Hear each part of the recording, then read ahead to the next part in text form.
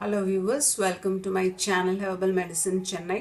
இன்னைக்கு நம்ம இந்த வீடியோல ஓமவல்லி மாத்திரை அதனோட யூசஸ் என்னன்னு பார்க்கலாம். ஆக்சுவலா ஓமவல்லி வந்து நீங்க கேள்விப்பட்டிருக்கலாம். இது வந்து கற்பூரவள்ளி சொல்வாங்க, ஓமவல்லி சொல்வாங்க. ஸோ இந்த ஓமவல்லி வச்சு ஒரு டேப்லெட் வந்து it's readily available in all Siddha ayurvedic shops.